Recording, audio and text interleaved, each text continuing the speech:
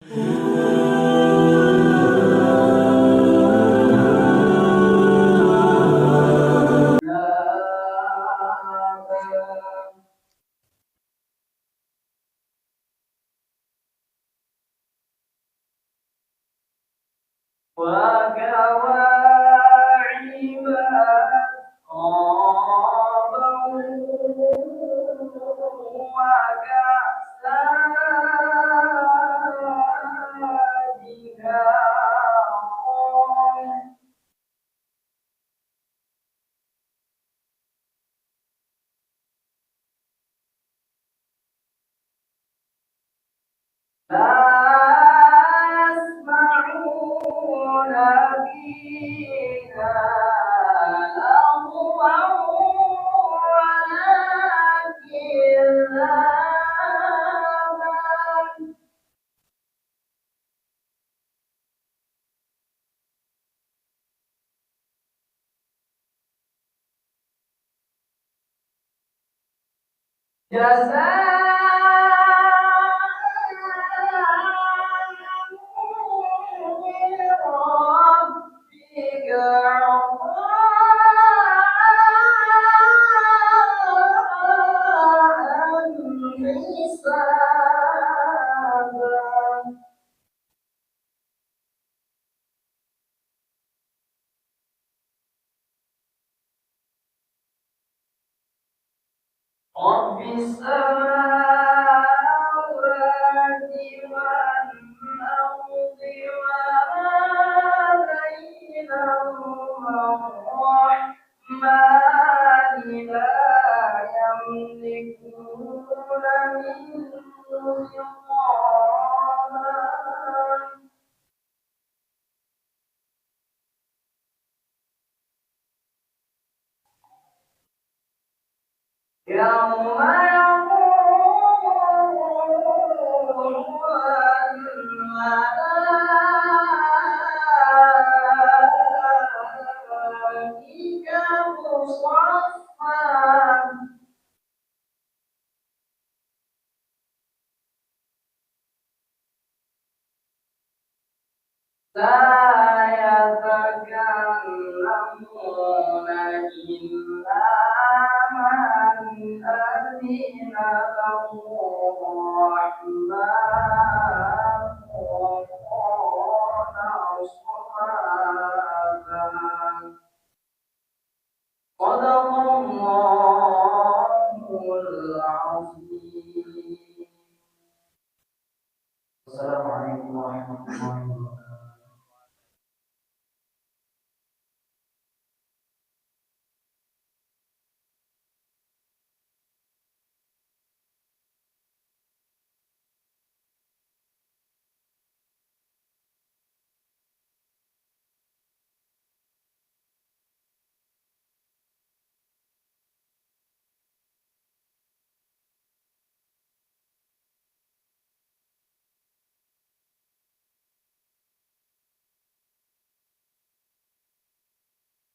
wabarakatuh.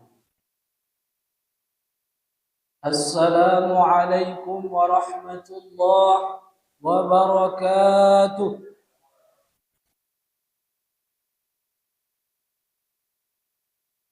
Alhamdulillah, alhamdulillahi rabbil alamin. Wa bihi nasta'in ala umuri dunya waddin. Wa ala alihi wa sahbihi ajma'in amma ba'd. Bapak Ibu jamaah salat Isya dan tarawih yang insyaallah dirahmati oleh Allah Subhanahu. Syukur kita kepada Allah dengan mengucapkan Alhamdulillahirabbil alamin. Bersalawat kepada baginda Nabi besar Muhammad sallallahu alaihi wasallam dengan mengucapkan Allahumma salli ala Muhammad wa ala ali. Bapak Ibu jemaah yang dirahmati Allah Subhanahu wa taala. Kalau kita malam ini ada musibah Bapak Ibu, kita ceramah sama-sama. Kita cukup 5 menit lah ya. kebetulan kita ada musibah itu. Dari itu, adapun judul ceramah kita pada malam ini adalah mengenai makna kehidupan. Bapak Ibu jamaah salat Isya dan tarawih yang dimuliakan Allah. Kehidupan itu seperti sebuah perjalanan yang tidak ada yang tahu pasti kapan perjalanan ini akan berakhir. Betul, Pak? Yang kita tahu bagaimana kita menjalani setiap langkah yang ada. Maka banyak orang mencari makna kehidupan ini di luar diri mereka. Berharap kita bisa menemukan kebahagiaan dan ketenangan hati. Padahal sebenarnya makna kehidupan itu menemukan kebahagiaan dan ketenangan ini hanya tentang apa yang kita miliki. Bukan tentang apa yang kita miliki, tetapi tentang bagaimana kita memperlakukan apa yang kita miliki. Kita mungkin memiliki harta yang berlimpah, jabatan yang tinggi, rumah, pekerjaan yang bergengsi, atau status yang tinggi. Tetapi jika hati kita kosong, kita akan merasa bahwa kehidupan ini tidak memiliki makna.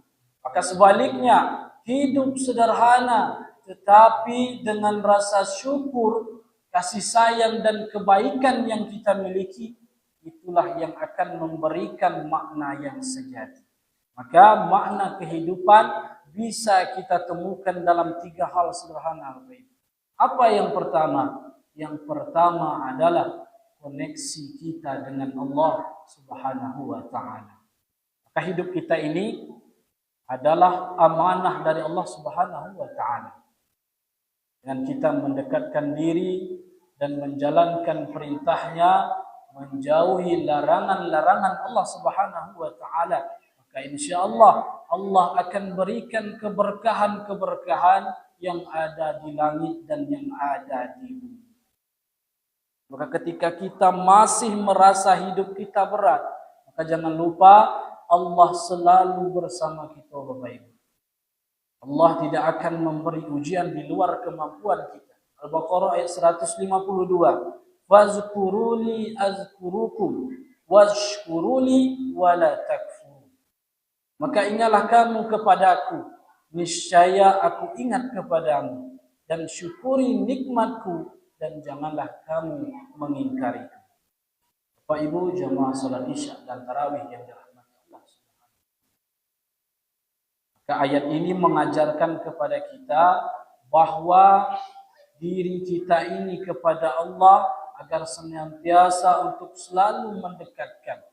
Allah juga akan mengingatkan kita bentuk koneksi yang kuat dengan Allah terbentuk melalui ibadah kita. Dengan cara kita berzikir, berdoa, dan rasa syukur kita kepada Allah dengan atas segala nikmatnya. Dan apa yang kedua? Yang kedua adalah koneksi dengan sesama manusia. Kehidupan bukan hanya tentang kita, bukan hanya tentang diri kita, tetapi juga tentang orang-orang di sekitar kita. Ya ayyuhan nasu inna khalaqnakum min zakarin wa unsa. Ciptakan laki-laki dan manusia dari bersuku-suku bangsa agar kita untuk saling mengenal. Bagaimana kita berinteraksi, berbagi, dan memberikan manfaat kepada sesama. Semakin banyak kita memberi, semakin kaya hati kita. Orang yang paling bahagia bukanlah yang memiliki segalanya, tetapi yang paling banyak memberi. Pak Ibu rahimakumullah, maka kalau kita bicara soal hubungan, pasti ada yang namanya komunikasi. Betul, Pak? Ada yang namanya komunikasi. Ini adalah kunci dari segala hal. Misalnya, contoh suami istri aja. Suaminya bilang kepada istrinya, sayang katanya, aku nggak bisa pulang malam ini. Maka istri tadi bertanya kepada suami, kenapa nggak bisa pulang? Maka suami menjawab, saya lembur tidak bisa pulang. Maka terus istri menjawab kepada suami, oh jadi kamu memilih pekerjaan daripada saya. Maka ini adalah komunikasi yang salah paham. Seperti ini yang sering banget terjadi. Padahal yang ingin disampaikan suami hanya soal pekerjaan, bukan soal pilih kasih. Maka secara keseluruhan kehidupan Al-Quran ini mengajarkan kepada kita untuk menjaga hubungan yang baik dengan sesama manusia.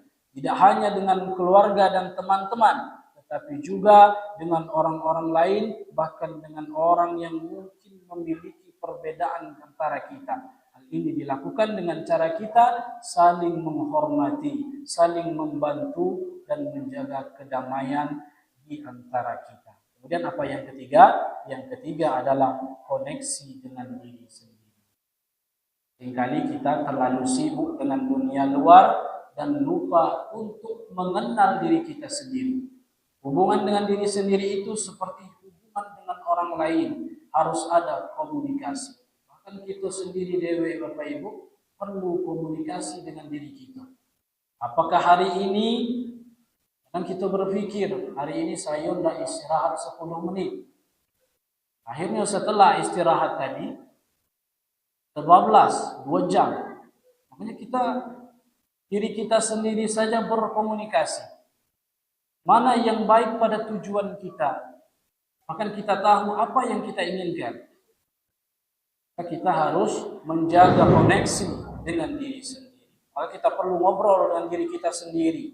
Sungguh kita memahami siapa diri kita, apa yang kita inginkan, dan apa yang kita yakini, kita akan menemukan kedamaian. Jangan biarkan hidup ini berlalu begitu saja tanpa kita benar-benar memahami apa yang kita tuju dan siapa kita di dunia ini.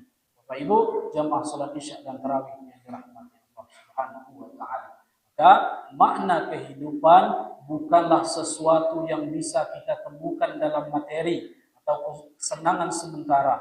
Makna sejati kehidupan ada pada niat kita, pada bagaimana kita menjalani hidup dengan penuh rasa syukur, bagaimana kita berusaha untuk menjadi pribadi yang lebih baik setiap harinya. La in syakartum la azidannakum wa la in kafartum minna azabi la syadid.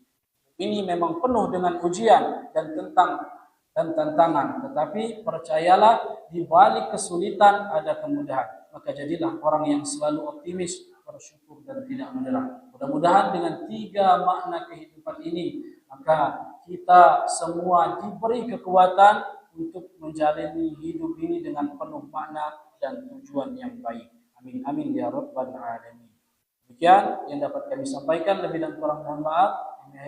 Allahumma fiqh lakum wa min tariq. Assalamualaikum warahmatullahi wabarakatuh.